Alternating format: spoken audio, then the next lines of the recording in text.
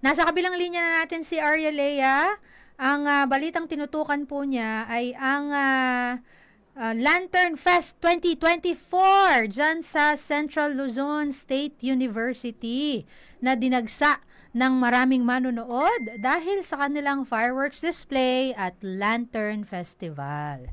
Ibalita mo yan, Arya Lea. Pasok. Arya Lea. Ayan, magandang tanghali kasamang Army at sa lahat po na nakaabang sa ating Facebook live streaming ngayong araw.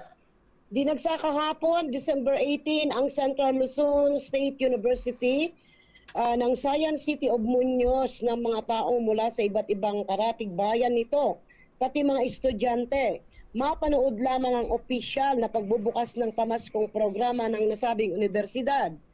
Sa pamamagitan ng USSC o ang University Supreme Student Council, opisyal na binuksan kahapon ng umaga ang float parade, Lantern Festival na may temang Paskong Pinoy, ilaw sa sabsaban, pag-ibig ng masa ang daluyan.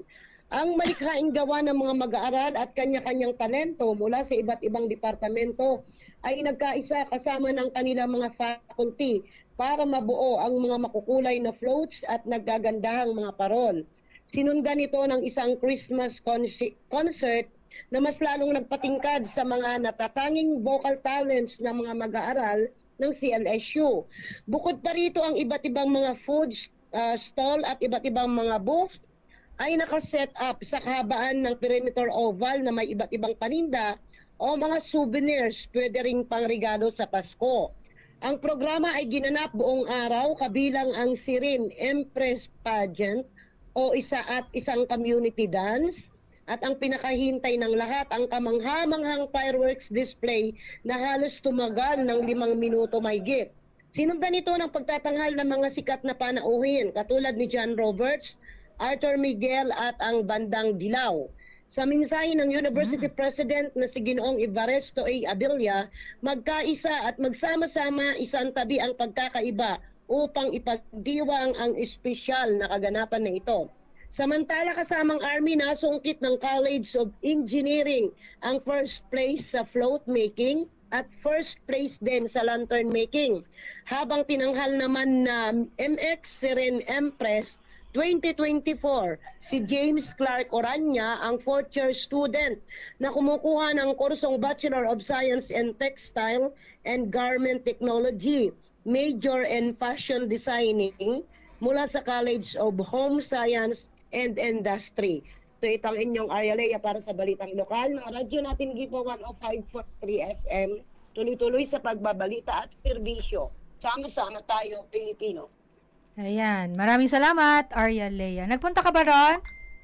Yeah. Dami tao kasamang Army. Nag-traffic? Kasi meron silang traffic advisory eh. Para dun sa Lantern Festival. Yes.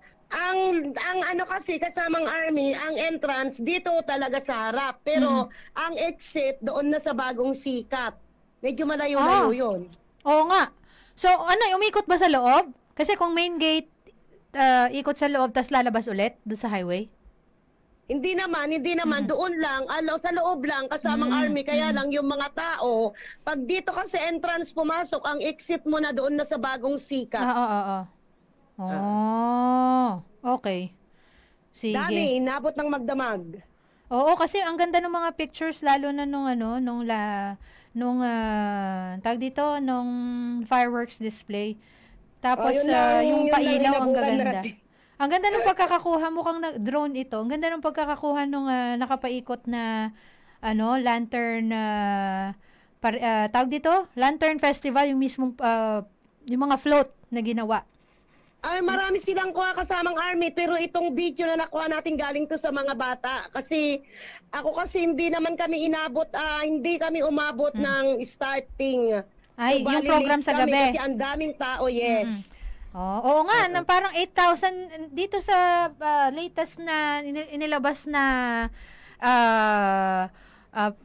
post ng Central Luzon State University Facebook page. Parang 8,000 yung nag-ipon-ipon. Dami nito 8,000 students, faculty members, staff, visitors doon sa Oval Ground. Hindi naman yung Oval Ground ay malaki siya pero compared dun sa talagang malalaking oval ground, medyo hindi siya. Pero anyway, yung fireworks display ay 7 minutes daw. Oo Sabi nga, pero dito nakuhanan sa lang nila ng mahigit 5 minutes lang kasi mahaba. 7 minutes daw yung itinagal ng fireworks display. Okay. Oo. Well, konti na lang naman at 5 minutes, 7 minutes, 2 minutes na lang yun. Yes. Dami tao, pati mga estudyante sa Kabanatuan, dumagsa. Kaya, nung madaling araw, dami ng pasahero uwian. Oo. O, di malaki ang kita ni Kuya Churso. Ay, hindi pala siya doon bumibiyahe. Hindi, bawal. Oo. Hindi nga pala siya doon bumibiyahe. Pero, ayan, congratulations sa CLSU kasi taon-taon talaga yung dinadagsa itong kanilang float parade at lantern kagaling. festival. First time natin kasamang army, kaya isa rin tayo sa namangha. Ignorante tayo doon. Oo. Maganda yung taon-taong tradisyon nila na ito kasi sinasabay na nga rin talaga sa mga Christmas parties at iba pang mga activities para sa holiday. Yeah. Ayan, sige. Okay, maraming salamat Arya Lea. Okay, maraming salamat. Ayan, congratulate din natin ng CLSU kasi kahapon lumabas na yung resulta ng tag dito, Licensure Examinations for Certified Public Accountant o yung LECPA. Kung saan 56% ang passing rate po ng LECPA 2024 with first-time takers na 72% yung kanilang pass rate. Ayan. Congratulations po sa mga bago nating CPA at nung isang araw naman, recipient din ang CLSU ng 2024 Icons Award. Naku naman, ang daming mga achievements ng Central Luzon State University. Ayan. Proud po tayo dito sa eskwelahan na ito dahil ito ay dito sa Nueva Ecija.